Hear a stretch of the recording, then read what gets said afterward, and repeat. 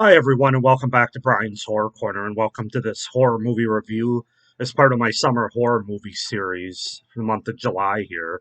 Um, I'm ready to go with this review. I have my Jason coffee mug, and I also have my Jason, I wish it were Friday, shirt. But I'm not reviewing a Jason movie. I'm reviewing a late 90s slasher sequel movie, which probably to nobody's surprise is from 1998. I still know what you did last summer. The follow up to I Know What You Did Last Summer, which I reviewed a couple days ago, and it's up on my channel if you want to check that one out first. But in this video, we're going to review I Still Know What You Did Last Summer from 1998. So let's just go ahead and get into it with the setup, the premise, and the cast. And then I'll get into my thoughts and review, which will be spoiler free. So I Still Know What You Did Last Summer is a 1998 slasher film directed by Danny Cannon and written by Trey Calloway. It's the second installment in the I Know What You Did Last Summer franchise. The film takes place 1 year after the events of its predecessor and was shot in Mexico and California. So basically, 1 year after the brutal murders of her friends, Helen Shivers and Barry Cox, by the vengeful fisherman Ben Willis, Julie James is attending summer classes in Boston but suffers from nightmares of the murders. Julie's roommate, Carla Wilson, receives a phone call from a local radio station and wins a vacation for four to the Bahamas, despite answering the question incorrectly. Julie invites her boyfriend, Ray Bronson, who declines but later changes his mind. That evening, Ray and his co-worker, Dave, drive to Boston to surprise Julie but stop due to a body in the middle of the road. When Ray discovers the body is a mannequin, Ben appears and kills Dave with his hook, then chases Ray in a truck, but Ray escapes and falls down a hill. The next morning, Julie, Carla's boyfriend, Tyrell Martin, and their friend Will Benson, depart for the trip. The group arrives at a hotel in Tower Bay and checks in. That evening at the hotel's bar, Julie is singing karaoke when the words "I still know what you did last summer" roll up on the screen. Terrified, she runs back to her room. At the dock, Derek, the dockhand, is tying up the boat. He is attacked by Ben. So yeah, that's the that's the setup and the premise. As far as the cast goes, we have returning Jennifer Love Hewitt as Julie James, Freddie Prinze Jr. as Ray Bronson, returning from the first movie, and then in this movie we have Brandy playing Carla Wilson, Mekhi Phifer as Tyrell Martin, Matthew Settle as Will Benson Willis, Jennifer Esposito as Nancy, Muse Watson as Ben Willis the fisherman, Bill Cobbs as Estes, Jeffrey Combs as Mr. Brooks, and Jack Black as Titus. So yeah, that's the setup, the premise, and most of the cast for I Still Know What You Did Last Summer from 1998. So before I get into my review, I did it with the other movie too, just a little bit of a blurb as far as my personal experience with this movie. So I mentioned that the first movie, I Know What You Did Last Summer from 97, had a lot of nostalgia for me, but that nostalgia was more based on the time that it came out, sort of that time period, and a lot of the references in the movie. Um, this movie actually is more of a personal nostalgia for me because I actually saw this movie before I saw the first one. In fact, I basically rented this movie for about 2.5, 3 years on repeat. And it wasn't so much for the horror of it. It was basically, if you saw my first review, you know that this is my biggest crush, and especially during that time period, but really of my life, Jennifer Love Hewitt. And boy, does she look amazing in this film. In the first movie, she's kind of dressed down a little bit more of a high school kind of girl. But in this movie, they kind of let loose with her, and she's wearing some great outfits, and especially there's a certain tanning scene which I won't get too into. But that was the reason why I rented this on repeat so much, and the movie was kind of secondary for me. Rewatching it for this review, this is the first time I really was watching it. For the horror aspects of the movie itself, while still obviously enjoying the Jennifer Love Hewitt aspect. So I just wanted to throw that out there that this is more personal nostalgia, the sequel, than even the first one was. So that being said, let's just go ahead and get into this movie. I will say right off the bat, I think this movie's a little overly hated. for what we actually get. I'm not saying that it's a great movie by any stretch of the imagination. It has a lot of problems with it, which I'll be getting into here. But I don't think it's quite as bad as, like, it's got a 7%, I think, on Rotten Tomatoes. I don't think it's that bad. I think it's a fine, mediocre '90s slasher movie and slasher sequel, especially.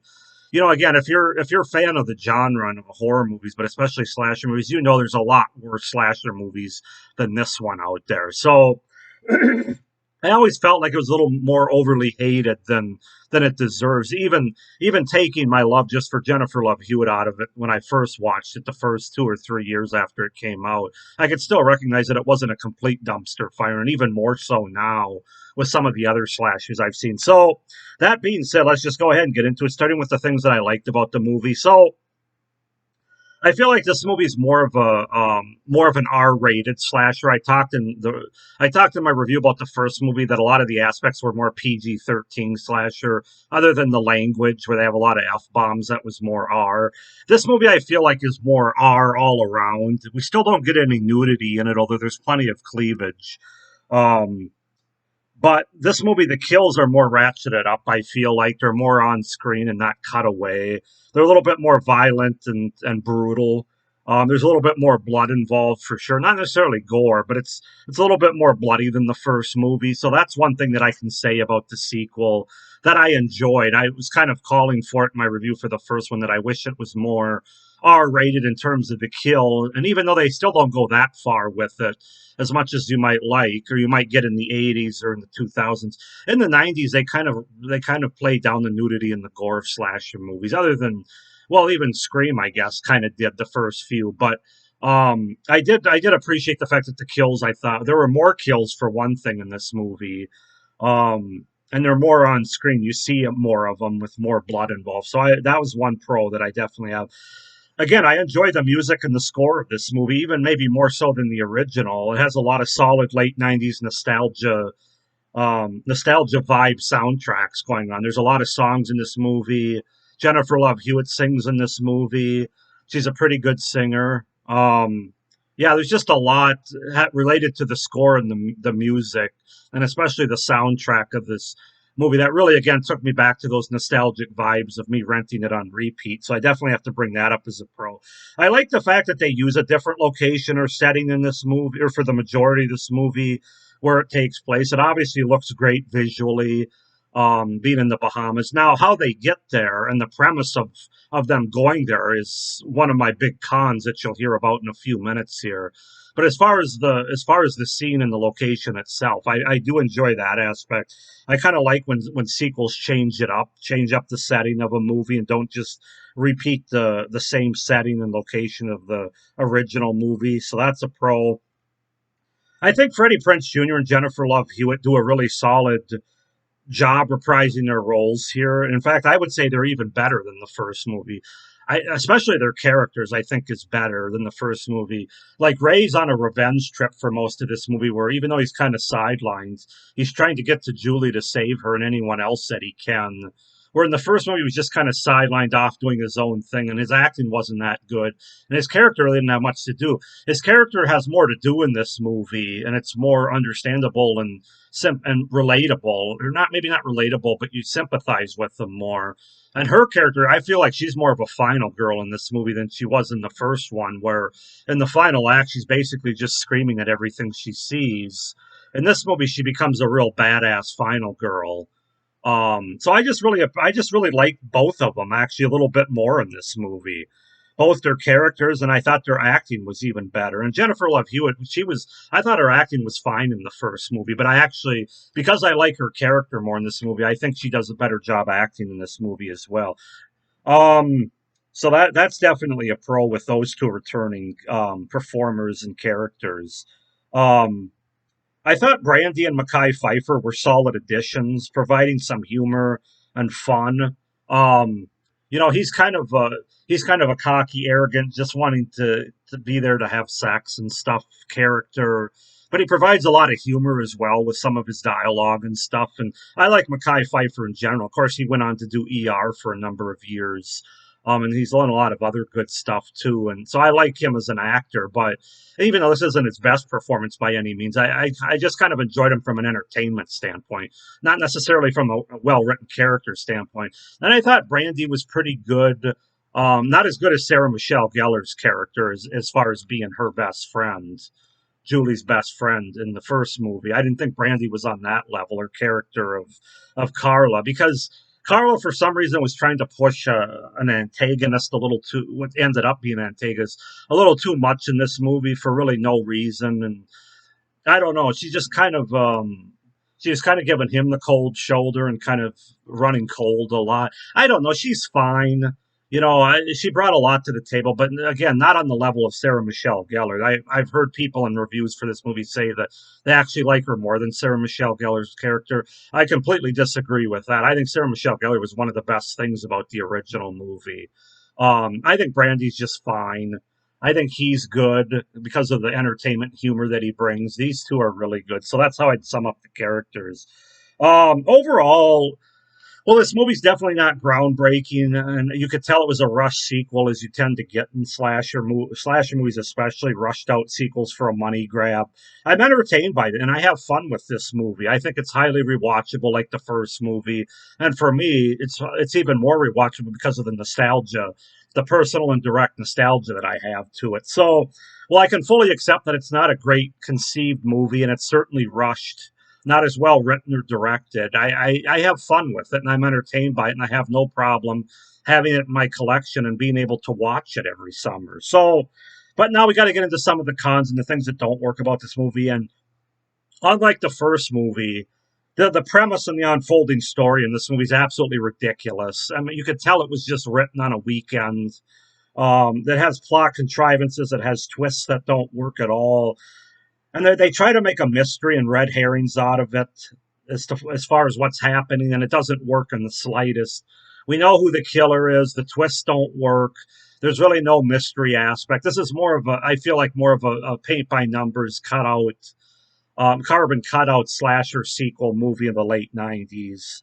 Um, so yeah, the story really, again, Kevin Williamson didn't write this one. It was written by Trey Calloway, who I don't really know who that is or what else he wrote. Directed by Danny Cannon, so you don't get the returning director from the first movie, and it shows. Again, this movie's a lot more rushed, and I understand that, and I can sympathize to a certain extent that Hollywood pushed out these sequels, especially when they had a movie that made a lot of money initially. They just, I don't care, just push out a sequel and get it out within the next 11 months or something. So that they're up against it a little bit from that standpoint. But again, there's still cons that are pretty obvious here. Again, there's nothing really scary in this movie. There's a few tension filled scenes with decent atmosphere, but no real scares, much like the first movie. You watch it more from an entertainment standpoint, more to have fun with it than to be scared. Um, Got to talk about Jack Black's character of Titus, which I've actually heard a few people say they didn't hate him in this movie. I'm not one of those people. I don't know why he was there.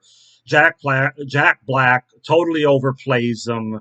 Um, he's just completely useless. He's annoying, unnecessary, tropey with the drug references, and he's really there at the end of the day just to be killed. I couldn't stand that character. It took me out of the movie. I'm not the biggest Jack Black fan to begin with. The only movie I actually liked him in was Shallow Hal, and that's not a great movie. But I wasn't overly annoyed by him in that movie. He's another one of these comedic actors that tries to do things with the faces and stuff again, try to act goofy to get laughs, and that kind of humor just doesn't really work for me. So yeah, he's definitely one of the big cons of this movie for sure. Like I said, just there to be killed, like many of the other characters in this movie. I also have to mention I hated the beginning of this movie. We get another one of these dream sequences, and if you've watched my videos in my channel, you know that I can't stand the dream sequences when they're trying to get us into something and then it just turns out to be a dream by one of the characters. It's just so unnecessary, so cheap. You all know how I feel about that. I'm not going to go into a diatribe about it. And I also hated, once again, like the first movie, I hated the hook at the end of this movie where we have a character that we think everything's good and fine and dandy, and then they look in a mirror and they see a villain under the bed, and they're pulled under their bed, again, just to give the audience that last little bit of at the end of the movie. And they did that a lot in late 90s movies, but it's just, I hate it.